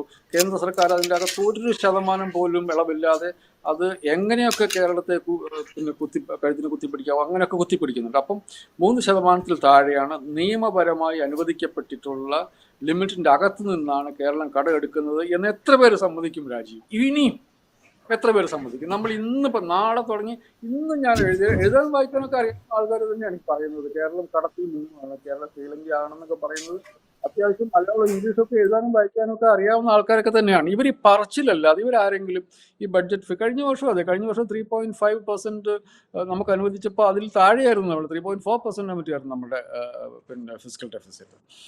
അപ്പോഴും ഈ കഴിഞ്ഞ ഒരു കൊല്ലം മുഴുവൻ നമ്മൾ കേട്ടുകൊണ്ടിരുന്നത് കേരളം കടത്തിൽ മുങ്ങിച്ചാകാൻ പോകുന്നത്, കേരളം ശ്രീലങ്ക ആകുന്നതെന്ന് പറഞ്ഞിട്ടുണ്ട്. ഈ അസംബന്ധം ഇങ്ങനെ മഴ പോലെ വരുമ്പം, മഴ പോലെയല്ല കടൽ പോലെ വരുമ്പം, അറ്റ്ലീസ്റ്റ് നിങ്ങൾ എന്തടിസ്ഥാനത്തിലാണ് പറയുന്നത് എന്ന് കാണിക്കാൻ വേണ്ടിയിട്ട് ഒരു സാധനം ബാലഗോപാലിൻ്റെ കയ്യിലുണ്ട്. അപ്പോൾ അതിൻ്റെ അകത്ത് അദ്ദേഹം കുറേ കാര്യങ്ങൾ കുടിശ്ശിയുണ്ട്. ഈ കുടിശ്ശിയുള്ള കാര്യങ്ങളൊക്കെ കുറേ കൊടുത്തും കുറേ കൊടുക്കാതെയൊക്കെ അങ്ങനെ പോകും. അതേസമയം നമ്മൾ ഫ്യൂച്ചറിലേക്ക് കുറച്ച് ഇൻവെസ്റ്റ്മെൻറ്റ് നടപ്പാക്കുകയും ചെയ്യണം. അത് അങ്ങനത്തെ ഒരു ഐഡിയ ആയിരിക്കണം അദ്ദേഹത്തിൻ്റെ മനസ്സിലുള്ളത്. അപ്പം സത്യത്തിൽ എന്തെങ്കിലുമൊക്കെ വഴി കണ്ടുപിടിച്ച് കുറച്ചുകൂടെയൊക്കെ അറ്റ്ലീസ്റ്റ് ആ 3%, ഒരു 3.25% പ്രശ്നം വെച്ചിട്ടുണ്ടെങ്കിൽ നമ്മളൊരു 3.25% ആയിരുന്നു കൂട്ടിക്കോ. അപ്പം നേരെ കേന്ദ്ര സർക്കാർ ആ പൈസ കുറയ്ക്കുകയാണ് ചെയ്യുന്നത്. അതിൽ ഒരു ചോദ്യവും പറച്ചിലും ഇല്ല. നമുക്ക് കിട്ടാനുള്ള കഴിഞ്ഞ വർഷത്തെ രാജീവിന് ഓർമ്മയില്ല, കഴിഞ്ഞ വർഷം ഫെബ്രുവരി മാസത്തിലാണ് എനിക്ക് തോന്നുന്നത്, അതെ ഫെബ്രുവരിയില്ല, തരാനുള്ള പൈസ തരാൻ വേണ്ടിയിട്ട് കോടതി പോകേണ്ടി വന്നു. കേസ് കൊണ്ടുപോയി കൊടുത്തു കഴിഞ്ഞപ്പോൾ കേസ് പിൻവലിച്ചാൽ പൈസ തരാം എന്നുള്ള മട്ടിലായി. അപ്പോഴാണ് പറഞ്ഞത്, സുപ്രീം കോടതി കണ്ണുരുട്ടി കാണിച്ചത്, നിങ്ങൾ ആ പൈസ കൊടുത്തു കഴിഞ്ഞാൽ ബാക്കി വർത്തമാനം പറയാൻ വേണ്ടി പറഞ്ഞത്. അപ്പം ഇങ്ങനെ എവിടെയാണ് സംസ്ഥാനം ഒരു സ്ലിപ്പ് വരുത്തുന്നത് നോക്കി ശ്രദ്ധിച്ച് അപ്പോൾ മൊത്തം കഴുത്തിന് പിടിക്കാൻ തയ്യാറായിരിക്കുന്ന ഒരു കേന്ദ്ര സർക്കാർ ഉള്ളപ്പം ധനകാര്യമന്ത്രി ഇത്തിരി കോഷ്യസായി എന്നുള്ളത് ഒരു വസ്തുതയാണ്. അത് പക്ഷേ സെൻസിബിളാണ് എന്ന് എനിക്ക് തോന്നുന്നു. അപ്പോഴും മുമ്പോട്ട് പോകാനുള്ള കേരളം ഇപ്പം ഒരു സ്റ്റേജിൽ എത്തിയിട്ടുണ്ട്. ഇനിയാണ് ശരിക്കും പറയാൻ നമ്മളുടെ ഓപ്പർച്യൂണിറ്റി ടൈമാണ്. നമ്മൾ വരുന്നു, നാട്ടിൽ നല്ല റോഡുകൾ വരുന്നു, ഇതൊക്കെ 4 എയർപോർട്ടുകളുണ്ട്. നമ്മളിത് ഈസ് ഓഫ് ഡൂയിങ് ബിസിനസ്സിൽ നമ്മൾ ഒന്നാമതാകുന്നതുകൊണ്ട് കേരളത്തിൽ ഇപ്പോൾ കഴിഞ്ഞ 4 വർഷത്തിനുള്ളിൽ വ്യവസായ രംഗത്ത് വളരെയധികം ചലനങ്ങളുണ്ട്. അപ്പോൾ അതിനെ ഒന്ന് പുഷ് ചെയ്യാനുള്ള വലിയ ശ്രമം ഞാൻ ഈ ബഡ്ജറ്റിൽ കാണുന്നുണ്ട്. ചെറുപ്പക്കാരെ സംബന്ധിച്ചിടത്തോളം വളരെ പ്രോമിസിങ് ആയിട്ടുള്ള കുറേ കാര്യങ്ങളുണ്ട്. അപ്പം പ്രായമായവർക്ക് വേണ്ടെന്ന് വെച്ചാൽ പ്രായമായവരോടൊക്കെ നിങ്ങൾക്ക് തരാനുള്ളതൊക്കെ തരും, കൂടുതൽ തരാനുള്ള അവസ്ഥ എപ്പോഴും ഇല്ല. പിള്ളേർ കുറച്ച് കാശൊക്കെ ഉണ്ടാക്കിയിട്ട് അവരുടെ അടുത്ത് വല്ലതും പിരിച്ചു തരാമെന്നുള്ള മട്ടാണ് എന്നെനിക്ക് തോന്നുന്നു. അതുമാണ് നമ്മൾ എസെൻഷ്യലി ഇതിൻ്റെ അകത്തുനിന്ന് വരാൻ വേണ്ടിയിട്ട്. അതല്ലെങ്കിൽ ഇപ്പം ക്ഷേമ പെൻഷൻ അവസാനമായിട്ട് ഒരു രണ്ട് കാര്യം. ഒന്ന്, ഈ ടൂറിസം സെക്ടറിന് ഒരു കൂടുതൽ പുഷ് കൊടുക്കാൻ കേരളം ഉദ്ദേശിക്കുന്നുണ്ട്. ആ ട്രാക്കിലേക്കാണോ കേരളം പോയിക്കൊണ്ടിരിക്കുന്നത്? ഇപ്പോൾ ദേശീയപാത വികസനമൊക്കെ കഴിയുമ്പോൾ ഉണ്ടാകാൻ സാധ്യതയുള്ളൊരു ഒരു അവസരം ഉണ്ടാവുമെന്ന് കേരളം പ്രതീക്ഷിക്കുന്നുണ്ടോ? അത് ബജറ്റിൽ മുമ്പിൽ കാണുന്നുണ്ടോ? ഒന്നാമത്തെ കാര്യം. രണ്ടാമത്തെ കാര്യം, ഈ അധിക വിഭവ സമാഹരണം, ഭൂനികുതി കൂട്ടി, പിന്നെ ഇലക്ട്രിക് വാഹനങ്ങളുടെ ടാക്സ് കൂട്ടി, പിന്നെ അങ്ങനെ കോടതി ഫീസ് കൂട്ടി, അങ്ങനെ പലതും ചെറിയ ചെറിയ കൂട്ടൽ വരുത്തിയിട്ടുണ്ട്. സ്വാഭാവികമായിട്ടും ഇതാ ജനങ്ങളുടെ മേൽ ഭാരം ഏൽപ്പിക്കുന്നേ എന്ന വിമർശനം ഉയരാൻ ഒരു സാധ്യത അവിടെ ഉണ്ട്. ഒരു ഇലക്ഷൻ ഇയർ ആണ്. ഇതിൻ്റെ അകത്ത് കൂട്ടരുതായിരുന്നു എന്നെനിക്ക് തോന്നിയ ഒരു നികുതി എന്നുള്ളത് ഈ ടൂറിസ്റ്റ് കാരിയേജുകൾക്കുള്ള നികുതിയാണ്. അത് പിൻവലിക്കണമെന്ന് ഞാൻ ഇപ്പോഴും ആവശ്യപ്പെടും. കാരണം കേരളം ടൂറിസത്തെ ആശ്രയിച്ച് ജീവിക്കാൻ പറ്റിയ ഒരു സംസ്ഥാനമാണ് എന്ന് മാത്രമല്ല, നമ്മൾ ഇതിൻ്റെ അകത്ത് ടൂറിസ്റ്റ് ബസ്സുകളിൽ നിന്ന് ഇപ്പോഴോടുന്ന ടൂറിസ്റ്റ് ബസ്സുകളിൽ നിന്ന് കൂടുതൽ നികുതി പിരിച്ചല്ല സംസ്ഥാനം കൂടുതൽ വരുമാനം ഉണ്ടാക്കേണ്ടത്. കൂടുതൽ ബസ്സുകൾ ആ രംഗത്തേക്ക് വന്നിട്ട് കൂടുതൽ ടൂറിസ്റ്റുകളെ ആകർഷിച്ചിട്ടാണ് ഇതിലേക്ക് വരേണ്ടത്. ഇത് പെട്രോൾ സെസ് കൂട്ടിയപ്പോഴും സർക്കാരിനത് ബോധ്യമാകേണ്ടതാണ്. കാരണം പെട്രോളിൻ്റെ സെസ് കൂട്ടുമ്പം പെട്രോളിൻ്റെ വില കൂടുന്ന സംസ്ഥാന സർക്കാരിന് വരുമാനം കൂടില്ല. കാരണം ഇപ്പോൾ എനിക്ക് നല്ലപോലെ അറിയാവുന്നതാണ്, ഇപ്പോൾ ശബരിമലയ്ക്ക് വരുന്ന ആളുകൾ തമിഴ്നാട്ടിലെ പെട്രോളിനേക്കാളും വില കൂടുതൽ കേരളത്തിലാണെങ്കിൽ അവർ തമിഴ്നാട്ടിലെ അവസാനത്തെ പമ്പിൽ നിന്ന് ഫുൾ ടാങ്ക് അടിച്ചിട്ട് ശബരിമലയ്ക്ക് വന്നിട്ട് തിരിച്ചു പോകുമ്പോൾ അവിടെ നിന്ന് അടിച്ചിട്ട് തിരിച്ചു പോകും. അപ്പോൾ നമുക്ക് കിട്ടാനുള്ള അവസാനത്തെ എനിക്ക് നഷ്ടപ്പെടും. അത് ഒരു സമയത്ത് ഒരു 10-12 വർഷം മുമ്പാണെന്ന് എനിക്ക് തോന്നുന്നത് കേരളത്തിലെ ടാക്സ് കുറവായിരുന്നു, വില കുറവായിരുന്നു. അപ്പം കേരളത്തിലെത്തിക്കഴിഞ്ഞിട്ട് അവർ ടൂറിസ്റ്റ് അവർ പെട്രോൾ അടിക്കുകയും തിരിച്ചു പോകുമ്പോൾ കേരളത്തിൽ നിന്ന് പെട്രോൾ അടിച്ചിട്ട് തമിഴ്നാട്ടിലേക്ക് ജയിലിലേക്ക് പോവുകയും ചെയ്യുന്ന അവസ്ഥ ഉണ്ടായിരുന്നു. അതായത് ഒരു ഓപ്പൺ എൻഡഡ് ആയിട്ടുള്ള ഒരു സിസ്റ്റത്തിൽ നിങ്ങൾ വർക്ക് ചെയ്യുമ്പം നിങ്ങൾ കൂടുതൽ ബിസിനസ് അകത്തോട്ട് വരാൻ വേണ്ടിയാണ് ശ്രമിക്കേണ്ടത്. ടൂറിസം ഏതെങ്കിലും തരത്തിലുള്ള ടൂറിസ്റ്റ് ആക്ടിവിറ്റിയെ കൂടുതൽ ടാക്സ് ചെയ്യുക എന്നുള്ളത് മണ്ടത്തരാണ്, ചെയ്യാൻ പാടില്ലാത്ത കാര്യമാണ്. അതുകൊണ്ട് ഇതിനു വേണ്ടിയിട്ടുള്ള ആ പ്രപ്പോസൽ പിൻവലിക്കണം എന്ന് എനിക്കൊരാവശ്യമുണ്ട്. അതേസമയം ഭൂനികുതി എന്നൊക്കെ പറയുന്നത് നമ്മുടെ നാട്ടിൽ അതിന് എക്കണോമിസ്റ്റുകൾക്ക് ഭയങ്കര സീരിയസ് ആയിട്ട് ഇംപ്ലിക്കേഷൻ ഉണ്ട്. പക്ഷേ ഞാൻ ഒരു സാധാരണ പൗരനെന്ന നിലയ്ക്ക് ഭൂനികുതി കൊടുക്കുക, അതിൻ്റെ അകത്ത് നിന്ന് കിട്ടും ചെറിയ പൈസ, അപ്പോൾ 30 രൂപ കൊടുക്കുക എന്നുള്ളത് 45 രൂപ എന്ന് പറഞ്ഞാൽ തലപോകുന്ന കേസൊന്നുമല്ല. കോട്ടറി സ്റ്റാമ്പ് നമ്മൾ ശ്രദ്ധിക്കേണ്ടി വരും. അത് ചില കേസുകളിൽ ഒരു കാരണവശാലും കൂട്ടാൻ പാടില്ലാത്ത ചില പ്രത്യേകിച്ച് സ്ത്രീകളുമായി ബന്ധപ്പെട്ട കേസുകളിലൊക്കെ കഴിഞ്ഞ പ്രാവശ്യം ഒരു വർധനമുണ്ടായിരുന്നു. അത് ധാരാളം കേസ്, അതായത് സ്ത്രീകൾക്ക് ഒരു കേസുമായി മുമ്പോട്ട് ഒരു കേസ് കൊടുക്കാൻ പറ്റാത്ത വിധത്തിൽ ഫീസ് കൂടുക. അവരെ സംബന്ധിച്ച് 100 രൂപ എന്നുള്ളത് 150 രൂപ ആയാലും അവരെ സംബന്ധിച്ച് വലിയ പ്രശ്നമാണ്. നഗരത്തിൽ 30 രൂപ 6.5 സെൻറ്റ് സ്ഥലമുള്ള മനുഷ്യന് 40 രൂപ എന്നുള്ളത് 60 രൂപ എന്നുള്ളതല്ല പ്രശ്നം. അപ്പോൾ അതേസമയം ഒരു കേസുമായി പോകണമെങ്കിൽ ഒരു പീഡന കേസുമായി, അതല്ലെങ്കിൽ ഒരു ഹാരസ്മെൻറ്റ് കേസ് കൊടുക്കണമെങ്കിൽ, കോടതിയെ നേരിട്ട് സമീപിക്കണമെങ്കിൽ ആ പൈസ കൂട്ടുക എന്നുള്ളത് ശരിയായ കാര്യമായി. അത് ചിലപ്പോഴും വക്കീലന്മാർ അതിനെക്കുറിച്ച് കൺസേൺ നേരത്തെ പറഞ്ഞിട്ടുണ്ടായിരുന്നു. അതുകൊണ്ട് അത്തരം കാര്യങ്ങൾ അതിൽ ഈ ബാക്കിയുള്ള നികുതി കൂട്ടാതെ ഒന്നും സർക്കാരിന് മുമ്പോട്ട് പോകാൻ പറ്റത്തില്ല. അതുകൊണ്ട് നികുതി കൂട്ടുന്നതിന് ഞാൻ എതിരല്ല. പക്ഷേ സർക്കാരിൻ്റെ ഉദ്ദേശം നികുതി ഇപ്പോൾ സിഗരറ്റിൻ്റെ നികുതി കൂട്ടുക എന്ന് പറഞ്ഞിട്ടുണ്ടെങ്കിൽ അതിൻ്റെ കൺസംഷൻ കുറയ്ക്കുക എന്നൊരു ഉദ്ദേശത്തോടു കൂടിയാണ്. ഏതായാലും ടൂറിസ്റ്റ് ബസ്സിൻ്റെ എണ്ണം കുറയ്ക്കുക എന്നുള്ള സംസ്ഥാന സർക്കാരിൻ്റെ ഉദ്ദേശമാകാനുള്ള ഒരു സാധ്യതയില്ല. അപ്പം സർക്കാർ ശ്രമിക്കേണ്ടത് ടൂറിസ്റ്റ് ബസ്സുകൾ കൂടുതൽ വരാനും, അപ്പം ടൂറിസ്റ്റ് ബസ്സുകൾ കേരളം ഇപ്പം തന്നെ ഒരു ഹൈ കോസ്റ്റ് ഡെസ്റ്റിനേഷനാണ്. അപ്പം ഈ ടൂറിസ്റ്റ് ബസ് ഇതോടുകൂടി എന്ത് സംഭവിക്കും? ടൂറിസ്റ്റ് ബസ്സുകൾ ഓടിക്കുക എന്നുള്ളത് ലാഭകരമല്ലാത്തൊരു ബിസിനസ് ആവുകയായി മാറുകയാണെങ്കിൽ ആളുകൾ ഇതിൻ്റെ അകത്തുനിന്ന് അപ്പോൾ വീണ്ടും ഉള്ള വണ്ടികൾക്ക് റേറ്റ് കൂടും. കേരളം അല്ലാതെ വേറെ ഓപ്ഷൻസിലേക്ക് മനുഷ്യർ പോകും. അതിന് പകരം ഞാൻ ആദ്യം അദ്ദേഹം പ്രസംഗിച്ച് തുടങ്ങിയപ്പോൾ കേട്ടത് റേഷണലൈസ് ചെയ്യുന്നു ടുവേർഡ്സ് ലോവർ സൈഡ്. ഇപ്പോൾ കണക്കൂട്ടിൽ ഇത്രയേ ഉള്ളൂ. ഇപ്പോൾ ഒരു ടൂറിസ്റ്റ് ബസ് ഓടിക്കുന്ന ആൾക്ക് ഒരു 3 മാസത്തെ ടാക്സിൽ ഒരു 1000 രൂപ കുറവുണ്ടെങ്കിൽ he will feel more confident.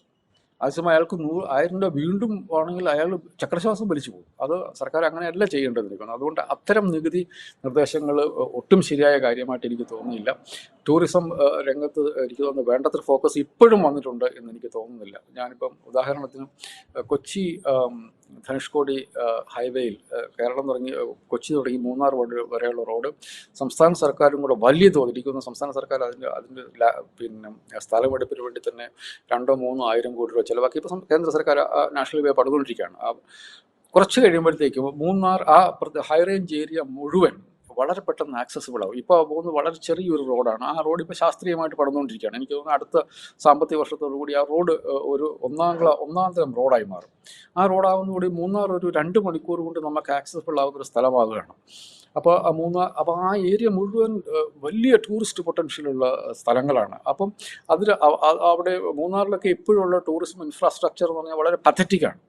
ഇപ്പം നമ്മൾ മൂന്നാറിൽ പോയി കഴിഞ്ഞിട്ടുണ്ടെങ്കിൽ കൊള്ളാവുന്ന റൂമുകൾ, സേഫായിട്ടുള്ള റൂമുകൾ ഒരു ഇൻ്റർനാഷണൽ ടൂറിസം ഡെസ്റ്റിനേഷനെ പറ്റിയ തരത്തിലൊന്നും അവിടെ ഇല്ല. ഒരു തരത്തിലുള്ള ഇൻഫ്രാസ്ട്രക്ചറും ഇല്ല. അപ്പോൾ അങ്ങനത്തെ ഒരു പ്ലാൻഡ് ആയിട്ടുള്ള ഒരു സംഭവം ഞാൻ ഈ ബഡ്ജറ്റിൽ കണ്ടില്ല. ടൂറിസത്തെ ഒരു കാരണവശാലും പ്രൊമോട്ട് ചെയ്യുന്ന ഒന്നല്ല കണ്ടത്. അതുകൊണ്ട് എവിടെയാണ് പണം സർക്കാർ അതിലോട്ട് മാറ്റി ജനറലി വെച്ച് കഴിയുന്ന പണം അതുകൊണ്ട് വെച്ചുകൊണ്ടാവുന്നുള്ളതല്ല, അത് ഫോക്കസ്ഡ് ആയിട്ടുള്ളൊരു അപ്രോച്ച് ടൂറിസവുമായി ബന്ധപ്പെട്ടതിനകത്ത് ഞാൻ കണ്ടില്ല. റൈറ്റ്. എന്തായാലും ഒരു കാര്യം നമുക്ക് ഉറപ്പിച്ച് പറയാം, കെ.എൻ. ബാലഗോപാലിൻ്റെ ഈ ബജറ്റ് ഒരു ഇലക്ഷനെ മുന്നിൽ കണ്ടിട്ടുള്ള ബജറ്റാണ് എന്ന് ആർക്കും പറയാൻ സാധിക്കില്ല. 2 ഇലക്ഷനാണ് ഒരുപക്ഷെ ധനമന്ത്രിയുടെ ഈ സർക്കാരിനെ നയിക്കുന്ന മുന്നണിയും ഒക്കെ ഇനി നേരിടാൻ പോകുന്നത്. ഒരുപക്ഷെ അതിനു മുമ്പുള്ള അവസാനത്തെ സമ്പൂർണ്ണ ബജറ്റായിരിക്കും ഇത്. അത് വെച്ചിട്ടുള്ളൊരു ബജറ്റാണ് ധനമന്ത്രി ബാലഗോപാലിൻ്റെ ബജറ്റ് എന്ന് നമുക്ക് ഒരു കാരണവശാലും പറയാൻ സാധിക്കില്ല. അതേസമയം ഏതൊക്കെയോ സംസ്ഥാനത്തിൻ്റെ സാമ്പത്തിക സ്ഥിതിയെ കൺസോളിഡേറ്റ് ചെയ്യുക എന്നുള്ള ലക്ഷ്യം ധനമന്ത്രിക്കുണ്ട് എന്നുള്ളത് കഴിഞ്ഞ ബജറ്റുകളിലൊക്കെ നമുക്ക് ബോധ്യമായ കാര്യമാണ്. അത് ഈ ബജറ്റിലും നമ്മളെ അദ്ദേഹം ബോധ്യപ്പെടുത്താൻ ശ്രമിക്കുന്നുണ്ട്. അത് മതിയാകുമോ? അദ്ദേഹം പ്രതീക്ഷിക്കുന്നത് പോലെ കൂടുതൽ തൊഴിലവസരങ്ങൾ സൃഷ്ടിക്കാൻ പാകത്തിലുള്ള നിക്ഷേപങ്ങൾ ആകർഷിക്കാനുള്ള അവസരങ്ങൾ ഈ ബജറ്റിൽ പല നിർദ്ദേശങ്ങളും ആ അവസരങ്ങൾ തുറന്നിടുന്നുണ്ട്. അത് ഉപയോഗിക്കപ്പെടുമോ എന്നുള്ളതൊക്കെ കാത്തിരുന്ന് കാണേണ്ട സംഗതിയാണ്. എന്തായാലും വളരെ നന്ദി കെ.ജെ. ജേക്കബ് ഒപ്പം ഡോക്ടർ എം മുനീർ ബാബു ഈ ചെറിയ ഡിസ്കഷനിൽ പങ്കെടുത്തതിന്. ഈ സ്പെഷ്യൽ ഡിബേറ്റ് ഇവിടെ അവസാനിക്കുന്നു. മറ്റു വിഷയവുമായി വീണ്ടും കാണാം.